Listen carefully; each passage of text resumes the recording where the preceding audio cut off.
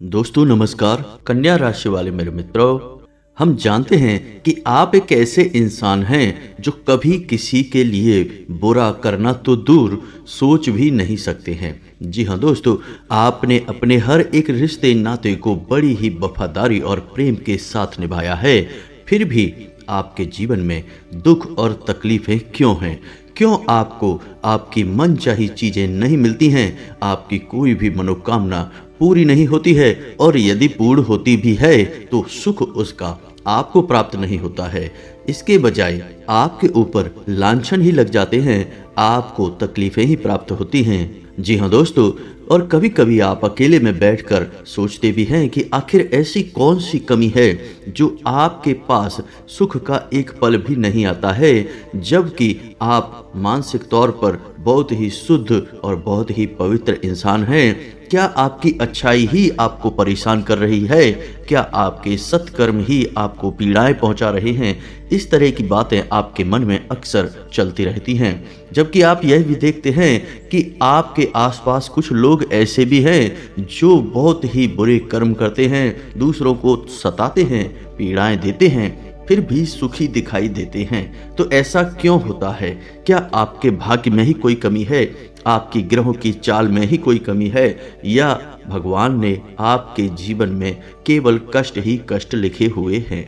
जी हाँ दोस्तों, तो इस प्रकार के प्रश्न आपके मन में अक्सर उठते रहते हैं। तो आज के इस वीडियो में हम आपको बताने जा रहे हैं 7 ऐसे बड़े कारण जो आपके दुखों के कारण हैं, आपकी तकलीफों के कारण हैं, और आपको इन कारणों के बारे में अब तक पता तक नहीं है। जी हाँ दोस्तों, यदि आपको अपनी कमियों के बारे में पता चल जाता है तो आपका विशेष स्वभाव ही यही है कि आप अपनी कमी को जल्दी से जल्दी दूर कर लेते हैं, क्योंकि आप बहुत ही बुद्धिमान इंसान हैं। आपको अपने अंदर दुर्गुणों को बाहर निकालने में और सद्गुणों को अपने अंदर समाहित करने में बहुत अच्छा लगता है, क्योंकि आप जीवन को सर्वोच्च स्तर पर जीना चाहते हैं, एक ऐसे स्तर पर जहां ना तो आपको कोई दुख हो और ना ही आपके आसपास के किसी भी इंसान को किसी प्रकार की पीड़ा हो, तकलीफ हो। जी हाँ दोस्तों, तो आज का यह वीडियो आपके लिए बहुत आवश्यक है, क्योंकि इस वीडियो में हम आपके जीवन की उन कमियों को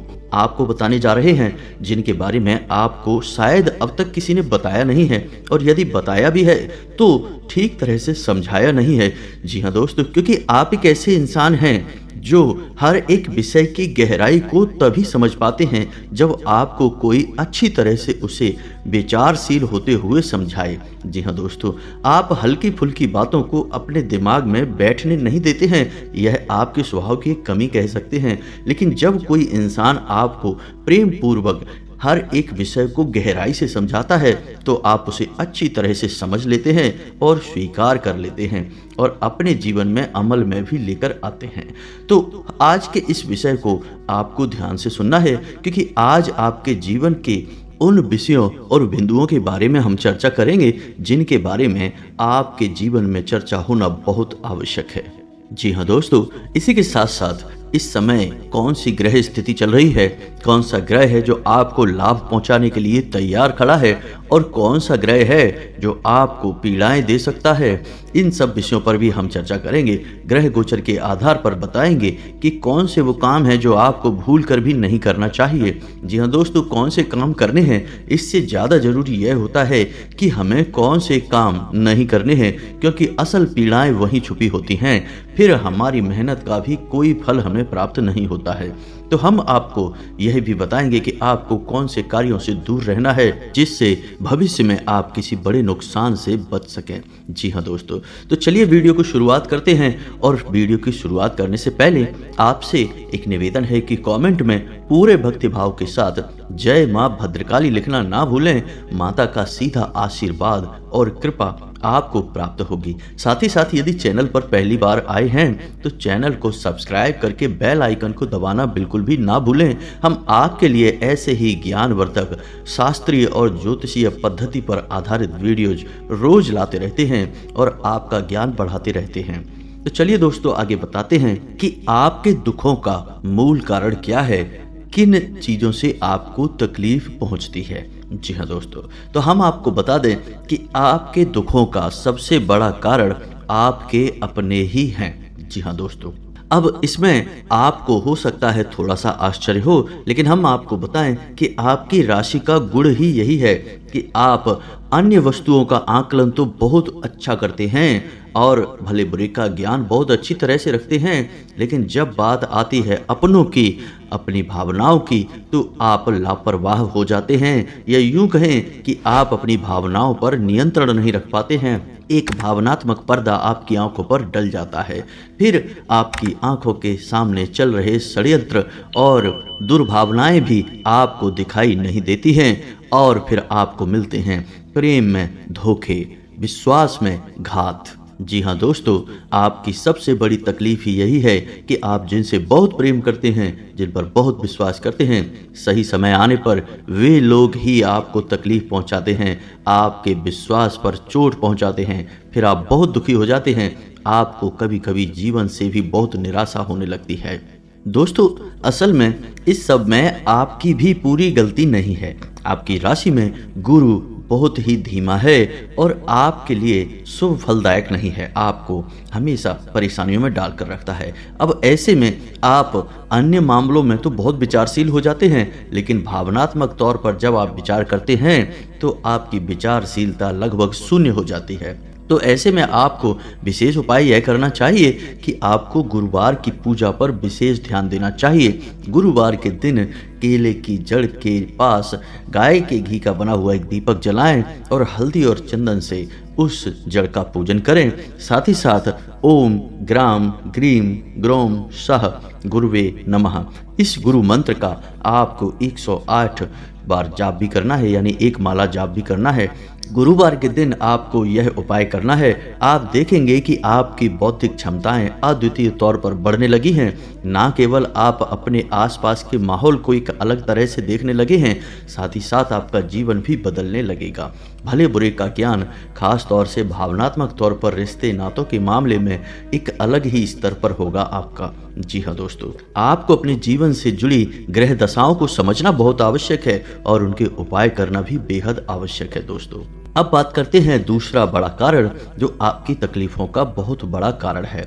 तो दूसरा बड़ा कारण यह है कि आप जल्दबाजी में फैसले ले लेते हैं। जी हाँ दोस्तों, जल्दबाजी आपकी समस्याओं की जड़ है। अब जल्दबाजी कैसी, तो ध्यान से समझिए कि जब भी आपको कोई व्यापार से जुड़ी हुई, बिजनेस से जुड़ी हुई या फिर किसी अन्य मामले की कोई भी योजना समझ में आती है या कोई भी उसे बताता है, तो आप उस योजना का पूर्ण आकलन नहीं करते हैं, बस उसके बड़े फायदे को देखकर ही आगे बढ़ जाते हैं, और यह बड़ा फायदा आपको नुकसान के अंधकार में ढकेल देता है। जी हाँ दोस्तों, तो आपके अंदर एक यह कमी है, बहुत बड़ी कमी है कि आप कभी कभी अपने जीवन के फैसले बहुत जल्दबाजी में ले लेते हैं। आपको थोड़ा सा विचारशील होना होगा, और जहां आपको बहुत अधिक फायदा दिखाई दे रहा है, असल में वहीं तो आपके लिए जाल बिछाया गया है, तो आपको थोड़ा सा सतर्क हो जाना होगा। अब असल में यहाँ पर भी आपकी भावनाएं आपके ऊपर हावी हो जाती हैं, और इन्हीं भावनाओं की वजह से आप अपनी पूर्ण बुद्धिमानी का इस्तेमाल नहीं कर पाते हैं, और जल्दबाजी में लिए गए फैसलों की वजह से आप फंस जाते हैं। आपका पैसा फंस जाता है, आपका समय खराब हो जाता है, और कभी कभी तो आपके ऊपर लांछन तक लग जाते हैं। जी हाँ दोस्तों, तो आपको थोड़ा सा सतर्क रहने की आवश्यकता है, और इस तरह के फैसलों से बचने के लिए आपको धैर्यवान बनना पड़ेगा। जी हाँ दोस्तों, हम आपको बता दें कि आपके ऊपर शनि की विशेष नज़र रहती है, तो ऐसे में आपको शनि से जुड़े हुए उपाय अवश्य करने चाहिए, क्योंकि जितनी बार भी आपको आर्थिक नुकसान हुआ है, जितनी बार भी आपके जीवन में व्यापार में पैसे रुपए को लेकर नुकसान घाटा हुआ है, उसमें कहीं ना कहीं शनि का योगदान अवश्य है। तो आपको करना यह होगा कि शनिवार के दिन शनिदेव के मंदिर जाएं, या फिर किसी पीपल के वृक्ष के नीचे जाएं और सरसों के तेल का एक दीपक अवश्य जलाएं, और शनिदेव के मंदिर में जाकर छायादान भी अवश्य करें। अब कुछ लोग पूछते हैं कि छायादान क्या है, क्योंकि हमने अपने पिछले कुछ और वीडियोज में भी छायादान के विषय में बात की है। तो दोस्तों, आपको हम बता दें कि छायादान का विधान क्या है दोस्तों। तो आप समझिए कि शनिदेव असल में छाया पुत्र हैं। जी हाँ दोस्तों, सूर्य पुत्र हैं, और उनकी माता का नाम छाया था। तो जब कोई इंसान अपनी छाया शनिदेव को दान करता है, तो शनिदेव बहुत प्रसन्न हो जाते हैं और शनिदेव की पीड़ाएं उसके ऊपर से समाप्त होने लगती हैं। जी हाँ दोस्तों, तो आपको भी छायादान करना होगा। अब छायादान के लिए आपको क्या संस्कार हैं, क्या तरीके हैं, यह समझना आवश्यक है। तो आप समझिए कि शनिवार के दिन आपको शनिदेव के किसी मंदिर में जाना है। अब आपको ध्यान यह देना है कि शनिदेव के मंदिर में शिला स्वरूप शनिदेव होने चाहिए, मूर्ति स्वरूप नहीं। तो यदि शिला स्वरूप शनिदेव हैं तो आप शनिदेव के मंदिर जाएं और शनिवार के दिन वहां पर छायादान करें। अब आपकी प्रक्रिया यह होगी कि आप एक बड़ा मिट्टी का दीपक लेकर मंदिर में जाएंगे और पूरे विधि विधान से शनिदेव की पूजा करेंगे, यानी सरसों के तेल का एक दीपक जलाएंगे, वह दूसरा दीपक होगा। इस दीपक में आप दीपक नहीं जलाएंगे, तो सरसों के तेल का एक दीपक जलाएंगे, ओम शम शनिश्चराय नमः इस मंत्र का एक माला जाप करेंगे और उसके बाद जो बड़ा दीपक मिट्टी का आप लेकर गए हैं उस दीपक को पूरा सरसों के तेल से भर देंगे। जी हाँ दोस्तों, पूरा उस दीपक को आप सरसों के तेल से भर देंगे। अब यह कार्य आपको रात को 9 बजे के बाद ही करना है। जी हाँ दोस्तों, यह विशेष तौर पर ध्यान देना है, दिन के समय इसे भूल कर भी ना करें। तो आपको मिट्टी से बने उस दीपक को पूरा सरसों के तेल से भर देना है और उसके बाद जब अपनी पूजा पाठ समाप्त हो जाए तब उस दीपक में एक बार आपको झांक कर देखना है, अपनी ही आकृति को देखना है। जी हाँ दोस्तों, और उस दीपक को आप शनिदेव की शिला स्वरूप मूर्ति के नज़दीक ही रखें, दूर न रखें, उसके सामने ही रखें और आपको झांक कर उस दीपक में देखना है। और जब आपको अपनी ही आकृति दिखाई दे जाए तो उसके बाद वापस हो जाना है। फिर आपको सीधे मुड़कर अपने घर चले आना है, पीछे मुड़कर नहीं देखना है। जी हाँ दोस्तों, अब यह प्रक्रिया है छायादान की। आपने शनिदेव को अपना छाया स्वरूप दान कर दिया है। अब इस प्रक्रिया से, हालांकि यह प्रक्रिया है बहुत छोटी, देखने में भी सामान्य लगती है, लेकिन इसका प्रभाव बहुत ही अधिक है। जी हाँ दोस्तों, यह ऊर्जाओं की बात होती है। हमें देखने में लग सकता है कि इसमें क्या है, ये तो बहुत छोटी सी बात है, लेकिन असल में इससे ऊर्जाओं के क्षेत्र बदलते हैं और दैवीय ऊर्जाएं हमारे जीवन में प्रवेश करती हैं। तो आपको फिर घर वापस आ जाना है और उसके बाद आपको अपने हाथ पैर मुंह धोने के बाद अपने दैनिक कार्य शुरू कर देने हैं। इस विषय पर किसी से चर्चा नहीं करनी है, घर में भी किसी को इस विषय पर जानकारी नहीं देनी है, गुप्त रूप से आपको यह कार्य करना है। जी हाँ दोस्तों, उम्मीद है आपको समझ में आ गया होगा कि छायादान क्या होता है और इसे करने का विधि विधान क्या है। अब बात करते हैं अगले कारण की कि आपके दुखों का कारण क्या है। तो दोस्तों, आपके दुखों का एक और बहुत बड़ा कारण है और वह है ईश्वर में आपकी भक्ति और आपके संकल्प। जी हाँ दोस्तों, आपको सुनकर थोड़ा सा आश्चर्य हुआ होगा, लेकिन बात वैसी नहीं है जैसी आपको समझ में आ रही है। तो होता असल में यह है कि आप ईश्वर की पूरी भक्ति करते हैं, आपके मन में ईश्वर के प्रति पूरा आदर और सम्मान है, भाव है, भक्ति है, सब कुछ है। लेकिन आप जब पूजा पाठ करते हैं तो कभी कभी आपके जीवन में ऐसा समय आता है कि आप कष्ट से बहुत घिर जाते हैं, समस्याओं का अंत समझ में नहीं आता है, आपकी पीड़ाओं का अंत भी समझ में नहीं आता है। तो फिर आपको यह लगने लगता है कि आपकी पूजा पाठ, आपकी भक्ति सब बेकार है, भगवान तो आपकी सुनते ही नहीं हैं, आपकी समस्याओं के समाधान तो मिलते ही नहीं हैं, ऐसी भक्ति करने से क्या फ़ायदा। और कभी कभी तो आप इससे भी कहीं आगे बढ़ जाते हैं और भगवान के प्रति ना केवल नकारात्मक विचार लेकर आते हैं, बल्कि अपने मुंह से कभी कभी अपशब्द भी बोल देते हैं। यह बहुत ही गलत है दोस्तों। आपको इस चीज़ का ध्यान देना होगा कि आपको अपने जीवन के उतार चढ़ाव जो भी आपके जीवन में हो रहे हैं, समस्याएं आ रही हैं, घटनाएं घट रही हैं, उन्हें ईश्वर का नाम लेते हुए ही निकालना है। अब होता यह है कि आप पूजा पाठ कर रहे हैं, पूरे भक्ति भाव के साथ कर रहे हैं, फिर भी आपकी समस्याओं का अंत नहीं हो रहा है, आपको सुख का कोई पल प्राप्त नहीं हो रहा। तो ऐसे में आपको लगता यह है कि भगवान आपकी सुन नहीं रहे हैं और आप फिर नकारात्मक विचार अपने मन में लाने लगते हैं। लेकिन आप समझिए कि कर्म का विधान क्या होता है। तो कर्म का विधान यह है कि जब आप सात्विक जीवन जीते हैं, भक्ति भावमय जीवन जीते हैं, तो फिर आपके जो नकारात्मक कर्म हैं, जो आपको भविष्य में बड़ी पीड़ाएं देने वाले हैं, भगवान उन पीड़ाओं को काटना शुरू कर देते हैं। जी हाँ दोस्तों, भक्ति मार्ग एक ऐसा मार्ग है जो हर एक पीड़ा को काट सकता है, हर एक पाप कर्म को भी काट सकता है। तो आपकी दुख तकलीफें इसी वजह से हैं क्योंकि आपके द्वारा किए गए कहीं ना कहीं किसी और जन्म में या इसी जन्म में जाने अनजाने में भी किए गए नकारात्मक कर्मों के सारे फल कटने शुरू हो जाते हैं। जी हाँ दोस्तों, लेकिन जैसे जैसे आपकी भक्ति प्रबल होती जाती है, इन कर्मों के कटने की गति भी तेज होती जाती है और फिर एक दिन ऐसा होता है कि अचानक संपूर्ण नकारात्मक कर्म कट जाते हैं और फिर आपकी की गई भक्ति का संपूर्ण फल आपको एक झटके से प्राप्त होता है। और फिर इसे ही लोग चमत्कार होना कहते हैं। रातों रात अमीर हो जाना, रातों रात बहुत सारा सुख प्राप्त हो जाना। जी हाँ दोस्तों, जीवन में अचानक सफलताएं मिल जाना, यह इसी बात का प्रमाण है। जी हाँ दोस्तों, हमारे एक मित्र हैं जो बहुत लंबे समय तक संघर्ष में रहे। हालांकि उनके जीवन में पहले थोड़ी बहुत नकारात्मकता थी, उनकी गतिविधियां थोड़ी सी नकारात्मक थीं, लेकिन बाद में उन्होंने अपना सात्विक जीवन चुना, पूजा पाठ किया और आपको आश्चर्य होगा कि लगभग 16-17 सालों तक उन्होंने कई तरह के व्यापार किए, लेकिन हर एक व्यापार में घाटा, हर एक व्यापार में नुकसान हुआ और बहुत अधिक मानसिक पीड़ाएं हुई।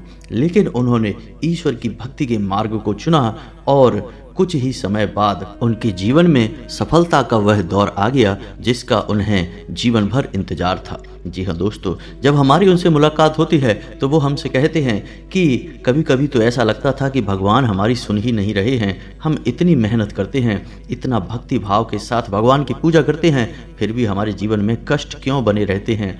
मन में कई प्रकार के प्रश्न आते थे, लेकिन उन्होंने अपने सात्विक जीवन को कभी नहीं छोड़ा और फिर लगभग 14-15 वर्षों के बाद उनके जीवन में ऐसा समय आया कि आज उनके पास ना तो धन दौलत की कोई कमी है, अपार संपत्ति आ गई है और रिश्ते नातों में भी भरपूर प्रेम और भाव उन्हें प्राप्त हो रहा है। यानी कहा जाए तो उन्हें संपूर्ण सुखों का अब लाभ प्राप्त हो चुका है और जीवन भी पूर्ण रूप से सात्विक बना हुआ है। तो यह इस बात का प्रमाण है कि ईश्वर पहले आपके द्वारा किए गए नकारात्मक कर्मों को काटता है और भक्ति मार्ग में रहने वाले लोगों के कर्म बड़ी तेजी से करते हैं। यानी जिन कर्मों को काटने के लिए आपको कई जन्म लेने थे, उन कर्मों को काटने में कुछ वर्षों का या महीनों का समय लग सकता है। जी हाँ दोस्तों, तो आपको अपनी भक्ति मार्ग को नहीं छोड़ना है, ईश्वर पर आस्था बनाकर रखनी है और आपको यह समझना है कि यदि पूजा पाठ करते हुए भी जीवन में आपकी तकलीफें हैं तो आप समझिए कि आपके नकारात्मक कर्म, आपके जाने अनजाने में किए गए पाप कर्म कट रहे हैं और एक दिन आपको आपकी इस भक्ति और पूजा पाठ का संपूर्ण फल प्राप्त हो जाएगा। क्योंकि इस फल और आपके बीच में जो बाधा है वह है आपके द्वारा किए गए नकारात्मक और पाप कर्म। साथ ही साथ दोस्तों, संकल्प की बात भी की जाए तो आपके जीवन में एक बड़ी समस्या यह भी है कि पूजा पाठ के लिए आप जो भी संकल्प लेते हैं उसे पूर्ण बहुत मुश्किल से ही कर पाते हैं। जी हाँ दोस्तों, कभी कभी तो जीवन में कुछ प्रकार की बाधाएं आ जाती हैं जिसकी वजह से संकल्प पूर्ण नहीं हो पाते हैं और कभी कभी आप स्वयं ही आलस दिखा जाते हैं या फिर नकारात्मक हो जाते हैं और अपने संकल्प को तोड़ देते हैं। तो यदि आपने किसी प्रकार की कोई पूजा पाठ उठाई है या यूं कहें कि कोई अनुष्ठान शुरू किया है तो उसे आप पूर्ण संकल्प के साथ करिए और आपकी मनोकामना पूर्ण होगी और आपका जीवन बदलेगा। लेकिन आपको संकल्प पूर्ण अवश्य करना चाहिए। जब आप संकल्प को अधूरा छोड़ देते हैं तो पुण्य के बजाय आपके खाते में पाप लिख जाता है, क्योंकि यह देवी शक्तियों का सीधा अपमान माना जाता है। तो या तो आप संकल्प उठाइए मत, और यदि आपने उठाया है तो फिर आप उसे जी जान लगाकर पूरा करिए। दोस्तों, यही तो पूजा पाठ का विधान है और यही ईश्वरीय विधान भी होता है। जी हाँ दोस्तों, अब बताते हैं आपकी तकलीफों का आखिरी और सबसे बड़ा कारण, और वह कारण है आपका गलत समय पर किया गया क्रोध। जी हाँ दोस्तों, आपको अक्सर क्रोध गलत समय पर ही आता है। जैसे कि आपके काम की जगह पर किसी प्रकार का विवाद हो गया तो आपके मन में वहाँ जो क्रोध भर गया है वह आकर आपके घर में निकलेगा, आपके अपनों पर, आपके प्रियजनों पर निकलेगा। और ऐसे में होता यह है कि आपके घर में, आपके आसपास ऊर्जा का क्षेत्र दूषित होता है और नकारात्मक ऊर्जा ऊर्जा एकत्रित होती है जो आपको बहुत नुकसान पहुंचाती है, आपके जीवन की गति में बाधा का काम करती है। तो आपको अपने क्रोध पर नियंत्रण रखना बहुत आवश्यक है। ऐसे में आपको राहु से जुड़े उपाय करने चाहिए और हमने अपने पिछले कई वीडियोज में राहु से जुड़े उपाय आपको बता रखे हैं। फिर भी यदि आपको समझना है तो हम आपको बता दें कि भगवान भोलेनाथ पर जब आप जल अर्पित करें तो उसमें थोड़े से काले तिल मिला लें और काले तिल मिला हुआ जल आप भोलेनाथ को अर्पित करें। इससे आपका राहु जो नकारात्मक है वह आपके लिए शुभ फलदायक हो जाएगा। फिर आपको गलत जगह पर क्रोध आएगा ही नहीं, या फिर यूं कहें कि क्रोध आएगा ही नहीं और परिस्थितियों का सही आकलन करने की क्षमता आपके अंदर उत्पन्न होने लगेगी। जी हाँ दोस्तों, तो यह तो थी जानकारी कि क्या ऐसी स्थितियां हैं, क्या ऐसे कारण हैं जो आपके जीवन में दुख और तकलीफ लगातार बने हुए हैं। अब आपको बता देते हैं कि ग्रह स्थितियों के अनुसार आपको किस प्रकार से अपना जीवन जीना है, क्योंकि आपको यह जानना बहुत आवश्यक है कि ग्रह स्थितियां किस प्रकार बदलती रहती हैं और आपके जीवन में किस प्रकार प्रभाव डालती हैं। तो दोस्तों, जैसा कि हमने आपसे कहा कि गुरु इस समय आपके ऊपर नकारात्मक प्रभाव डाल रहे हैं, तो ऐसे में आपको अपने जीवन के बड़े फैसले नहीं लेने चाहिए, टाल देने चाहिए, क्योंकि इसमें आपका नुकसान हो जाएगा, घाटा हो जाएगा। तो व्यापार से जुड़े बड़े फैसले अभी आपको नहीं लेने हैं। कोई बड़ी यात्रा या किसी प्रकार की बड़ी डील आप करना चाहते हैं तो अभी उसे टाल दें, कुछ समय बाद आप उस डील को करें, तभी आपको फायदा होगा। दूसरा कि आप किसी बड़े निवेश के बारे में सोच रहे हैं, शेयर मार्केट वगैरह में पैसे लगाते हैं, तो ऐसे में आपको सतर्क हो जाना है। बिना सोचे समझे किया गया निवेश आपको परेशानी में डाल देगा। जी हाँ दोस्तों, इसी के साथ साथ आपको अपने अपनों में ही छुपे दुश्मनों को, अपने शत्रुओं को भी पहचानना बहुत आवश्यक है, क्योंकि कुछ लोग आपके आसपास ऐसे हैं जो आपकी भावनाओं के साथ खिलवाड़ करते हैं, आपके संसाधनों को और आपके जीवनीय ऊर्जा को चूसते रहते हैं, आपकी खुशियों को सोखते रहते हैं।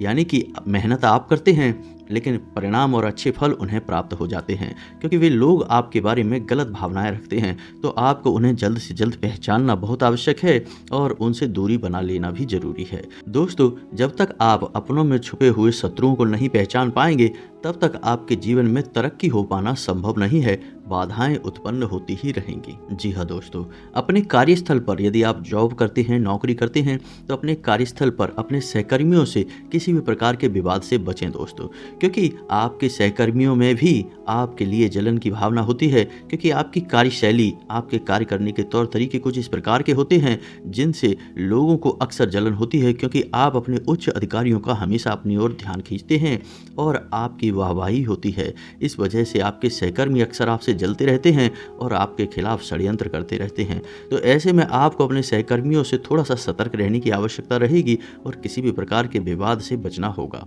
जी हाँ दोस्तों, अब हम बताएं कि आपके दाम्पत्य जीवन में भी थोड़ा सा तनाव का माहौल चल रहा है, आपसी खींचतान का माहौल चल रहा है, तो आपको थोड़ा सा वहाँ पर संतुलन बनाना बहुत आवश्यक है। अपने जीवन साथी के मन की भावों को समझते हुए ही उसके साथ बर्ताव करें। हो सकता है कि कभी कभी आपको ऐसा लगे कि आपका जीवन साथी आपके साथ अच्छा नहीं कर रहा, नकारात्मक बर्ताव लगे, लेकिन आपको थोड़ा सा धैर्य के साथ काम लेना चाहिए, क्योंकि कुछ समय बाद उसका नकारात्मक बर्ताव भी आपको अच्छी तरह से समझ में आ जाएगा और उसमें छुपी हुई अच्छाई भी आपको दिखाई देनी शुरू हो जाएगी। तो आपको अपने पारिवारिक संतुलन को बनाना भी बहुत आवश्यक है, क्योंकि आपके परिवार और आपके जीवन साथी से ही आपको सकारात्मक ऊर्जा प्राप्त हो रही है। जी हाँ दोस्तों, और इस सबसे महत्वपूर्ण कि आपको 2 कार्य अवश्य करने हैं जो हमने अभी आपको वीडियो में बताए हैं कि गुरुवारी पूजा जीवन में जरूर शुरू करें, जल्द से जल्द शुरू करें, आपको बहुत विशेष लाभ प्राप्त होंगे। साथ ही साथ शनिदेव को छाया दान भी अवश्य करें। जी हाँ दोस्तों, 11 शनिवार आपको शनिदेव को छाया दान करनी है और गुरुवारी पूजा का भी आप चाहें तो कोई संकल्प ले सकते हैं, जैसे 21 गुरुवार तक आप व्रत रहेंगे और पूजा पाठ करेंगे, तो आपके जीवन में बदलाव आने निश्चित हैं, परिणाम अच्छे आने निश्चित हैं। उम्मीद है दोस्तों कि वीडियो में बताई गई बातें आपको अच्छी लगी होंगी, आपके जीवन में किसी प्रकार का बदलाव अवश्य लेकर आ पाएंगी।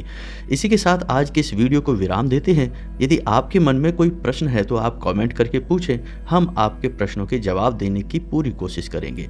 कमेंट में पूरे भक्ति भाव के साथ जय माँ भद्रकाली लिखना ना भूलें, माता का सीधा आशीर्वाद आपको प्राप्त होगा। मिलते हैं अगले ज्ञानवर्धक वीडियो में, तब तक के लिए धन्यवाद। जय माता की।